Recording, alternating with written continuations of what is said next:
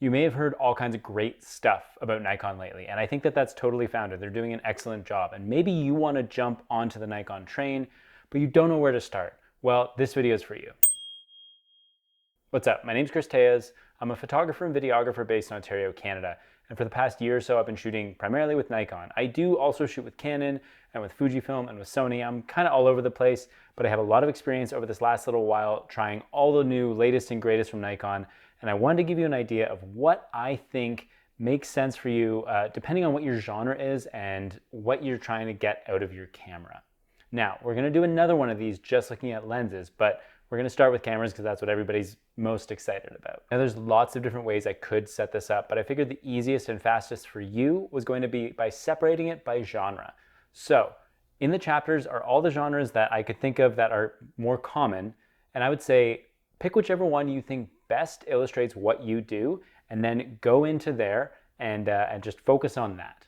Now, if you shoot a bunch of different things, watch the whole video, and if you like me, watch the whole video too. I'd appreciate it. For each of the genres, I'm going to give my top choice and then a second choice that I think would also do great for you. Let's go ahead and start with number one, portraiture. There's lots of different types of portraiture, so I am going to say that if you are shooting studio portraiture, my recommendation is the Z7 II. I know, you maybe didn't see this coming. A lot of people might say like the Z8, the Z9, because you want that high megapixel count. You're still getting that out of the Z7 II. Or they may say something like the Z6 III for that super fast readout and really reliable autofocus. But to be honest, if you're doing studio portraiture, I personally don't think you need to have the latest and greatest in terms of autofocus. I think you need to have reliable, solid autofocus. But when we talk about autofocus, sometimes we forget that pretty much all brands have good autofocus.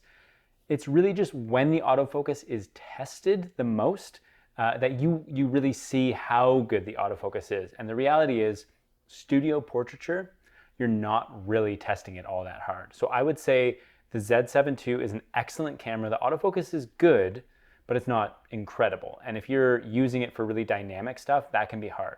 But if you're doing like great like headshots, studio portraits, stuff where you have a controlled environment, you're getting a huge megapixel camera. It's got beautiful colors. The I/O on it's great. It feels really good to use. And one of the best things right now at the time of recording, this camera is $1,000 off, which is crazy. It almost makes you think there's a Z7 III coming, which I don't actually know if there would be, but this would be a good earmark for it. I would say like an honorable mention in this camp would probably be something like the Z8, only because I think you probably do want to stick to a higher megapixel count because then you can really get the finer details that you want. But if you don't care about megapixels, then my recommendation would probably be the Z6 II or the Z5 II, both of which are going to give you beautiful colors. You're going to have very good autofocus still for everything that you need out of this genre. Now, if you're saying, hey Chris, that's not what I do for portraiture, look at the other chapters and I think there's going to be something that probably falls into closely enough what you do. Next genre is landscape. And for this, again, I'm going to recommend the Z7 II. I think all the things that I just said about portraiture stand for landscape as well. You want high megapixels, you want great contrast and color clarity and fidelity. You want good dynamic range. You want something that you can use really effectively. The other great things is that it's a weather sealed camera. It's really comfortable and it's not that heavy, so you can bring it with you when you're doing landscape and it's not gonna totally, break your back. And again, the other camera I'm gonna recommend is the Z5 II. I think like for an entry-level camera, it punches so far above its weight.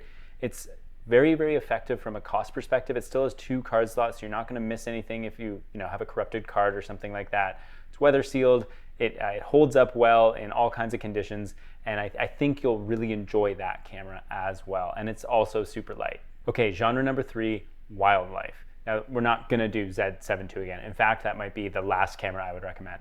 For this, Z8, Z9 all the way. Those are gonna be my recommendations. Go with either. The Z9 is going to be a bit bigger and chunkier. If you like having a vertical grip, you have that built in, which is really nice, and better battery life, which when you're out, all day long in different conditions, whether it's really hot or really cold, that can fry your battery. So having more battery life is good, but it comes at a cost of the weight, and it is a pretty heavy camera.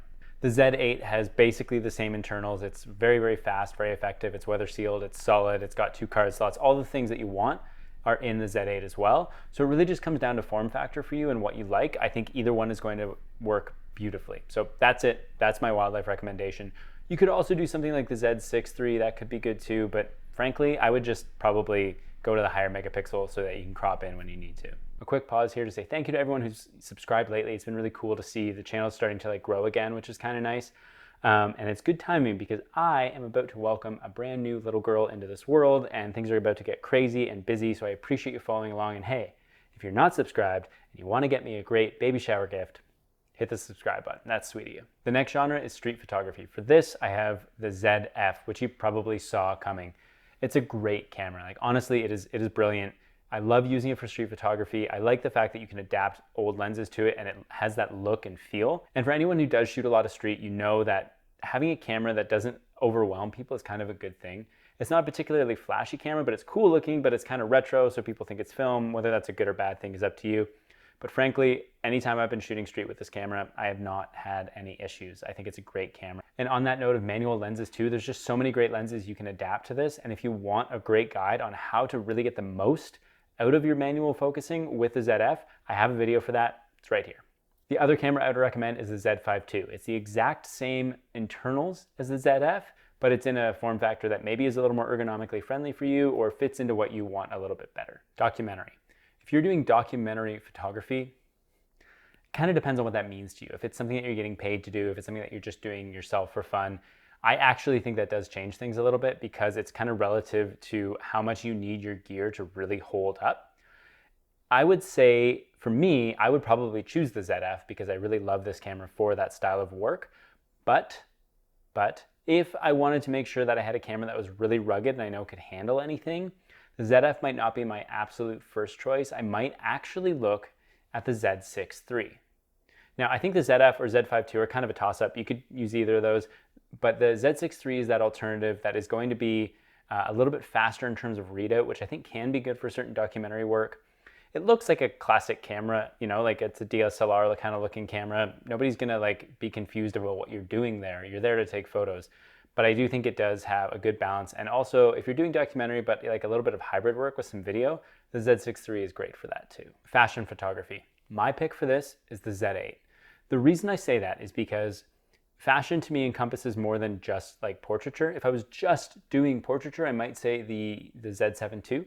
But I think that it's more dynamic than that. I think that there's sometimes a lot of movement. Maybe you're photographing like a fashion show, for example, or you're doing a type of environmental portraiture where there's lots of movement. You're moving a lot, the subject's moving a lot. The Z7 II just can't handle that in the way that the Z8 can. It is going to be the most robust, great camera for that, and it's a high megapixel count, so you get more detail, which is great. It doesn't have an anti-aliasing filter too, so it'll be a little sharper. But the downside about this for fashion photography is the fact that you might get a little more moire out of this. So if you're getting lots of patterny kind of stuff, it can cause some issues. In that case, you might want to look at something like the Z6 III. Could be a great option instead. You are going to get a slightly faster readout, more reliable autofocus than you would out of like the ZF or the Z5 II, even though those are great. But I do think having that higher megapixel count is good. So it kind of just comes down to what you want. Switching gears here to architecture. For me, architecture is clearly slow moving, so you don't need great autofocus. You do want a high megapixel camera, and you do want one that is going to feel really comfortable. You might be shooting in lots of different types of conditions, so you probably want something weather sealed. I'm going to say the Z7 II again. I did not think that I would recommend this camera as much as I have, but honestly, I think for so many types of photography, the only thing going against it, honestly, from my perspective, is that autofocus, and there's lots of genres of photography where that's just not a huge deal. So that's my recommendation, is the Z7 II. If not that, I would probably go with the Z8, but you're looking at a way, way bigger, more expensive camera if you're going to the Z8. Event photography. Now, if you're doing purely photo work, 100% I'm saying the Z5 II. I think it is an excellent camera. It's everything you need for photography, and for event coverage, it's going to be perfect. If you're doing a big mix of like photo and a lot of video, I would probably say the Z6 III. I think that overall it's a little more robust in its video capabilities, and that can be helpful. However, if you're doing, let's say 70% photo and a little bit of video to capture like a highlight reel or something, Z5 II all day. That's my recommendation. That's what I would use. Macro photography, I'm going Z7 II. That's easy, that's simple. Just go with that camera. There's nothing else you'd really need. Sports photography, I'm probably going Z8 or Z9 just for that readout speed, super, super fast, reliable autofocus. I think those are going to be your best options. Also, I would say like With a lot of sports photography, you're using bigger lenses, so it's great to have a bigger grip, a more comfortable grip, like the Z8 or especially the Z9. So that's where that recommendation is coming from. That's my recommendation 100%. Travel photography. This one's interesting. I would say no matter what, you want to make sure you're using a weather-sealed body. You probably don't want to have the most expensive camera that you can get because, let's be honest, when you're traveling, you're in new places and who knows what's going to happen. But I would say for sure, I would probably personally want to have a camera with 2 card slots. And that's only because, I don't know, like I just don't want to lose any memories. And to me, travel is all about memory making. And so for sure, I'm going to try and go with something with that. For that reason, I'm probably going to go with the ZF or the Z5 II. Those are going to be my recommendations. They're both small enough that I think that they're comfortable to pack and that kind of thing. The big benefit to the ZF is that basically the body itself is just a rectangle. It doesn't have a grip. So that means that it can slot into areas a little more easily than the Z5 II. That is an underappreciated part of the ZF. I know like ergonomically, it might not be the most comfortable because of that, but it makes it easier to pack. And trust me, I do so much traveling, that is a premium. I would also say though, an interesting one is the Z50 Mark II. It's small and compact. It gets you a lot of the way there. It's cheap. It's easy to replace if it gets stolen. Cheap is relative. Everything's expensive, but it's cheaper and it's not like a life savings, kind of camera. It's not like you're traveling with a Z9 and that gets stolen. That's gonna hurt. It is also a crop sensor camera, so that's something to think about. But hey, overall, it's a great camera. So those are my picks: ZF, Z5 II, and maybe the Z50 Mark II. Next up is wedding photography. Now, if you watch this channel, you know that I primarily shoot weddings. That's my bread and butter. This whole season, I've been shooting it on a few different things, but mainly the Z8 and the ZF have been my kind of cameras of choice. Now, I actually would not recommend my setup. I don't think it's the best setup, but it works for me for various reasons. If I was shooting weddings and I was just doing photography, I would have 2 Z5 IIs. The reason you want 2 is because no matter what, you want to have a backup camera. And frankly, I think, for me at least, I tend to shoot mainly on prime, so I like having 2 primes. I like having like a 28 and a 50 or something like that, or maybe like a 35 and an 85. That's how I like to shoot. I would not say do that with a ZF and a Z8. But the reason I do that is because I like to use manual lenses, and I also do hybrid. That means that I'm shooting both photo and video on the same wedding day. If I was doing that and I was to start over, I would probably say getting 2 of the Z6 IIIs is ideal. The reason behind that is because they're just very fast and very, very responsive, and you can switch from photo to video super quickly. I like having 2 of the same cameras, but I don't always do that. Having said that, again, just for photo, I would say like Z5 IIs is probably all you need, and you're gonna have an excellent experience. Quick one here, astrophotography. I don't do much of it, but hey, Z7 II, easy. And a quick note about video. If you're shooting a lot of video, if you're mainly doing video production, or like let's say you're doing YouTube or anything like that, you have a few cameras to choose from. You have quite a big list of cameras actually, because a lot of them do very, very good video. But I would say if I'm doing just video, only video, I'm probably looking at the ZR at this point because it is such a dedicated video camera. And it has, that big, nice screen, all that kind of stuff. If you're doing a mix of different stuff, I'm probably gonna say Z6 III is gonna be your best hybrid video photo camera. That's gonna be the one to go for. If I was setting up myself to just do video production, I would probably either look at getting, a couple of Z6 IIIs or a couple of ZRs would be my assumption of what would be best. But I don't ever do just video basically. Like I might do it for the occasional client, but I'm almost always doing some mix of things. So the ZR is a great companion camera, but it couldn't be the only cameras that I have.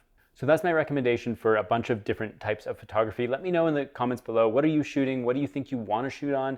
If you have a different type of photography you're curious about, or what you do doesn't quite fit into any of these, just drop a comment. I always try and watch things down below and understand what people are saying and answer questions and that kind of stuff. So look forward to hearing from you, and we'll talk soon. Peace.